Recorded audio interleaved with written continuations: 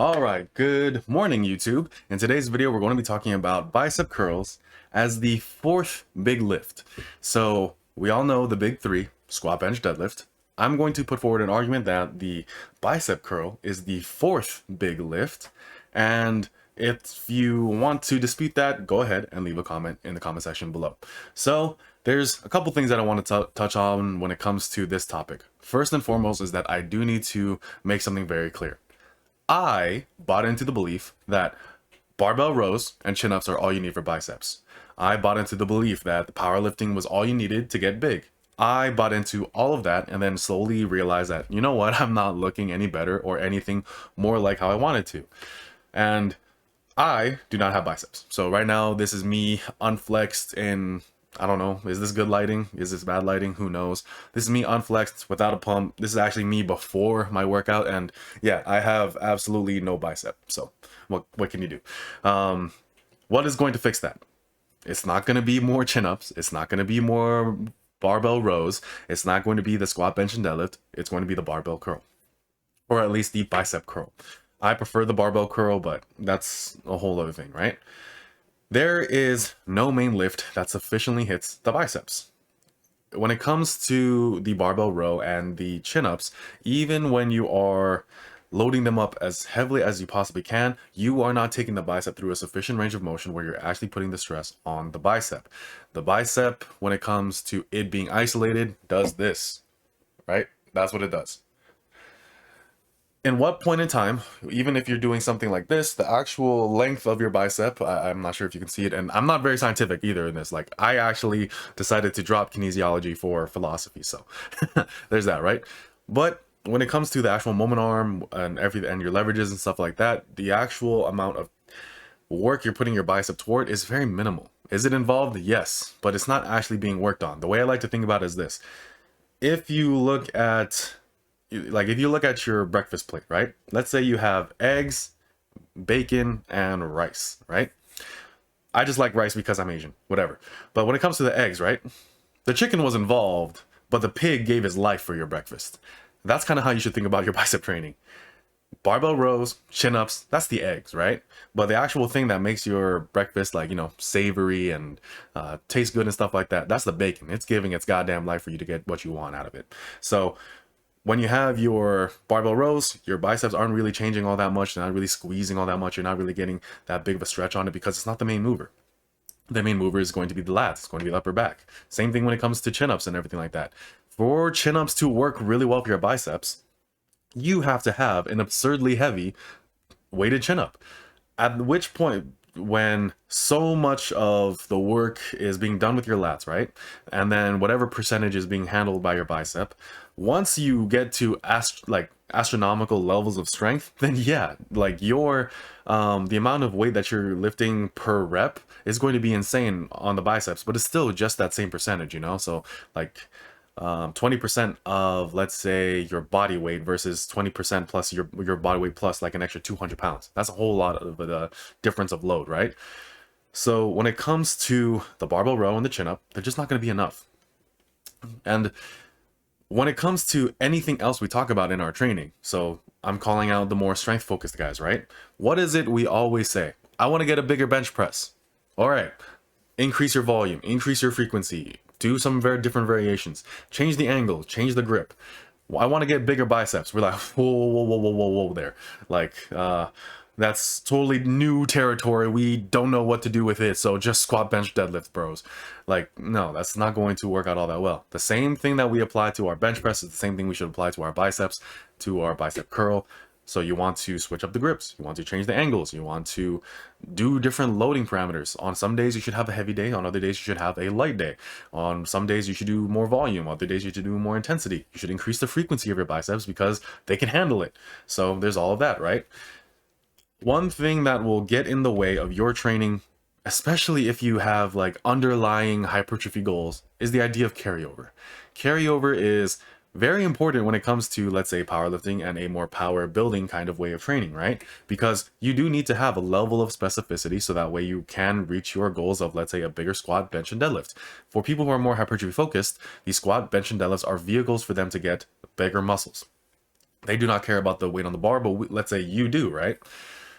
The thing that you can't do, you can't confuse performance being a priority as performance as the priority, because then other things kind of fall through the cracks and things fall apart, right? If you want a bigger bench, that is the priority. Performance is the metric you use to measure that, of course, right? The problem is if, let's say, for example, you start changing all these variables, you start moving so much things around that you're not even training the same way that you were previously, that's when you start running into an issue.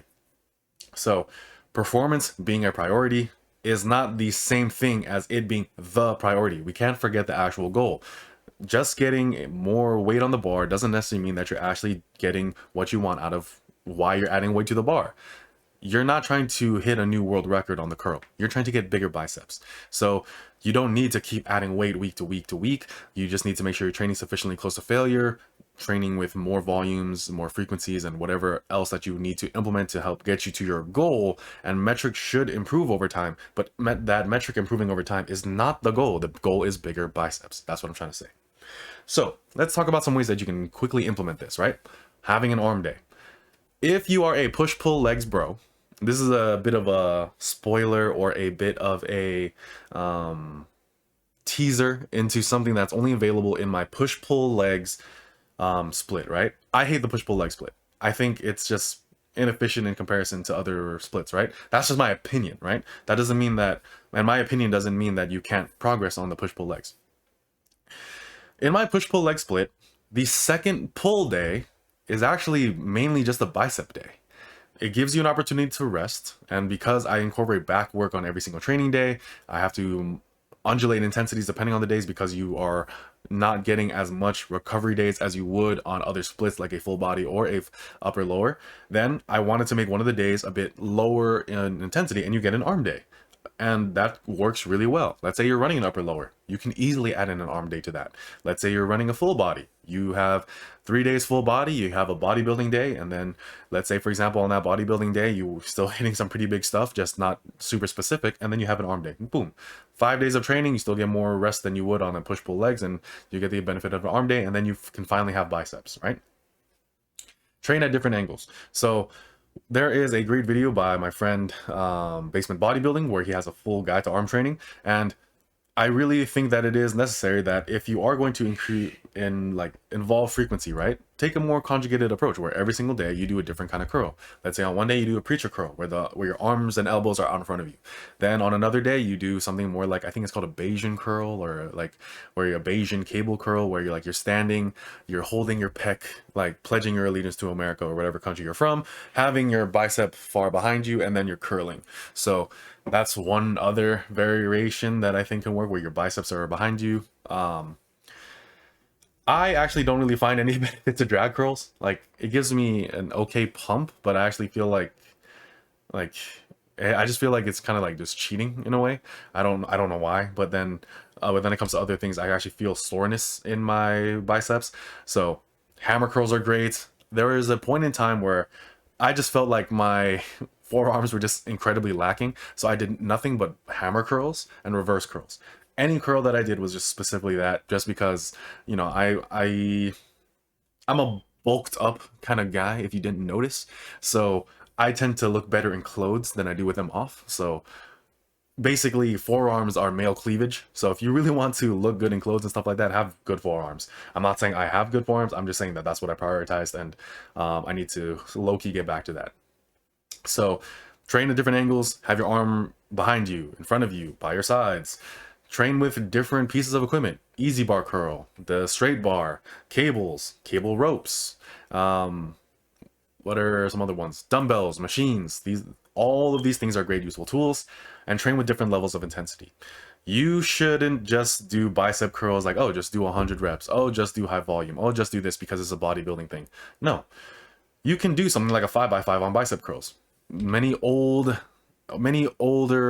like silver age bodybuilders did that. I think Steve Reeves did that even, where he did a 5x5 on bicep curls. Your biceps can be loaded with intensity. I do believe that when it comes to the bicep curl, you know, there is an element of your upper back, your rear delts being involved. I'm not saying that you're gonna get big rear delts and a big upper back by doing bicep curls. I'm just saying that they're, you know, they're helping you out a little bit, right? So you have good musculature, good stable musculature to kind of help you out with heavier loading. So take advantage of that. We know that people can strict curl a lot of weight, so we can subject our biceps to a lot of weight in our training. So be mindful of that. The main thing I want you to take away from this is the fact that if you have a hypertrophy goal, don't just limit yourself to squat, bench, and deadlift. I know I use a lot of martial arts analogies in my videos. That's just because I'm a huge fan of martial arts and stuff like that. But here's something I want to point out.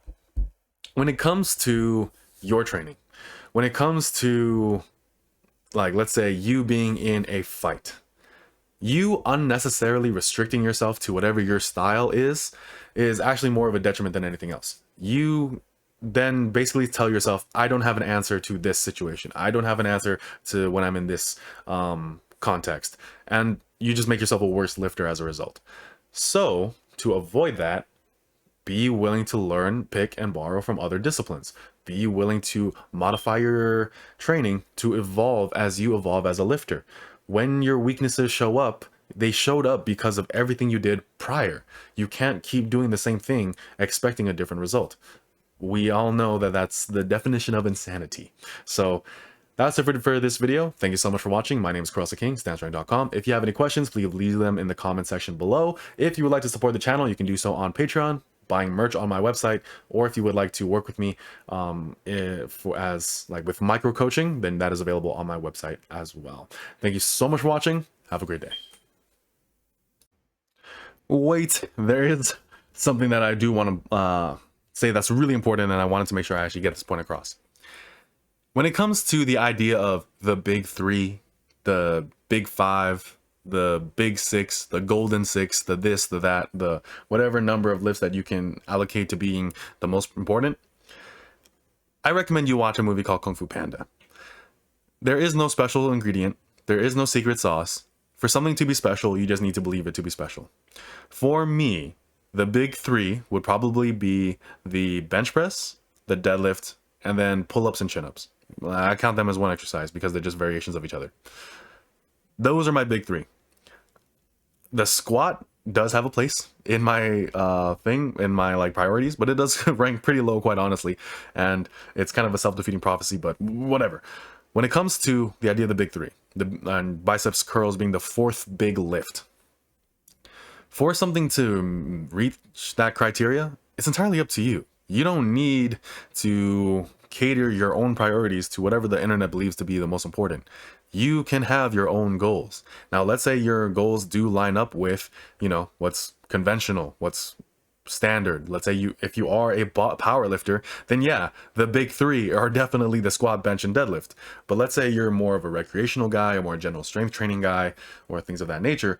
You don't have any reason to willingly shackle yourself to anything else. Like I said with that martial arts analogy earlier, you don't need, you are forcefully imposing restrictions and limitations on yourself for no good reason, right? It's only going to hinder you and not be anything productive for you in the long run. So don't do it. For something to be a big three lift, a big five lift, a golden six lift, it's entirely up to you. Find find the 10 most important in your training, and then identify the 5 that are the most important of that 10. That's now your big 5. And then whatever occupy the top 3, that's your big 3. You don't have to be bound to the big 3 if you're not a power lifter. So as much as the internet likes to say, oh, just get bigger on the compound lifts, and that is a worthy and noble goal, and it's a goal that I personally do have, it's not one you have to unwillingly bind yourself to just because someone bullied you into it. So that's it. Thank you so much for watching. Have a great day.